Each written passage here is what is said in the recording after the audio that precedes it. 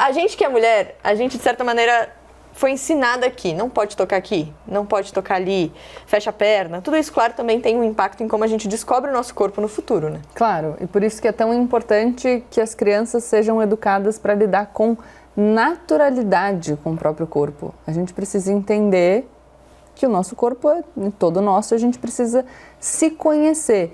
E se conhecer é importante não só para a gente buscar o nosso prazer, mas a gente precisa se conhecer para entender o que é a nossa vontade. E aí, consequentemente, para entender quais são os limites do nosso consentimento. Desse jeito, a gente vai conseguir estabelecer relações que sejam benéficas para a gente, não só se submeter ao prazer alheio. Então, por isso que é tão fundamental. Eu, particularmente, fui educada de uma maneira muito aberta, sempre com muita conversa, lidando com o meu corpo como uma coisa natural, entendendo que o meu corpo tem limites, claro, que as pessoas só podem se aproximar de mim e me tocar quando eu deixo isso acontecer. E quando a gente está falando de crianças, a gente tem limites mais explícitos que têm que ser dados pelos pais.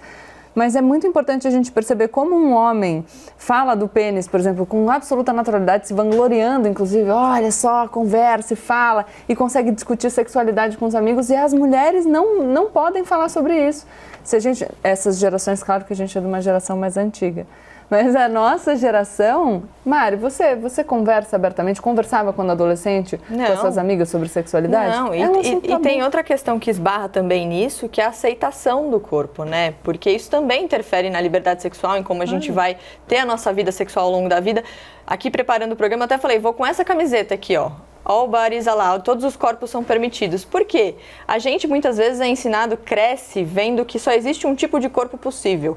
E o nosso está muito longe de ser aquele corpo. Então você olha para o seu corpo e fala, bom, eu entendo que o meu corpo é errado, é feio. Como que você, vendo o seu corpo dessa maneira, vai mostrar o seu corpo para outra pessoa? Isso também interfere na liberdade sexual. Então tem muita coisa para a gente conversar sobre isso.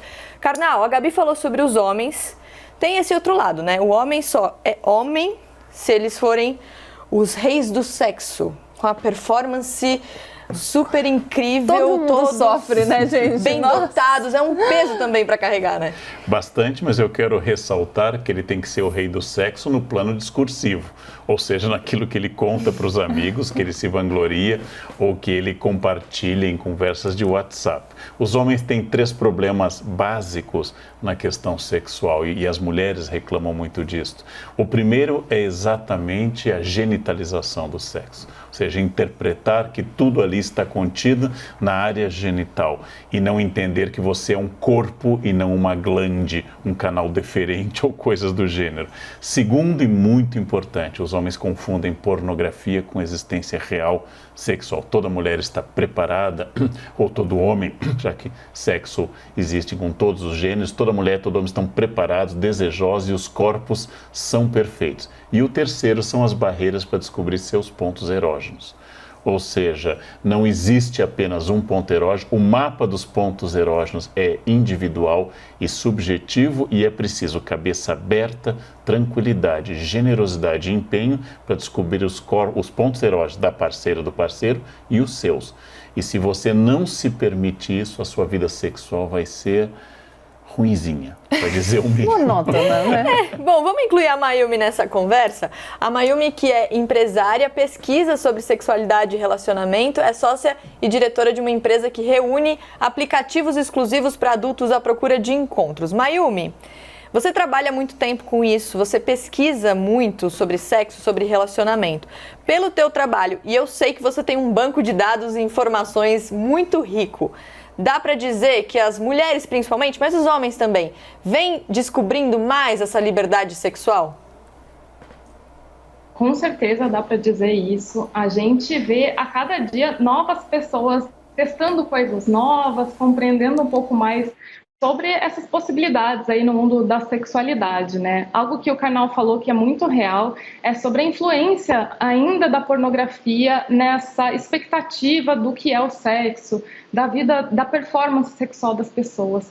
E ainda hoje a gente entende que 55% das pessoas têm o primeiro contato com a sexualidade através da pornografia. Uma pornografia que não é inclusiva, que não é positiva, que não comporta todos os corpos e desejos.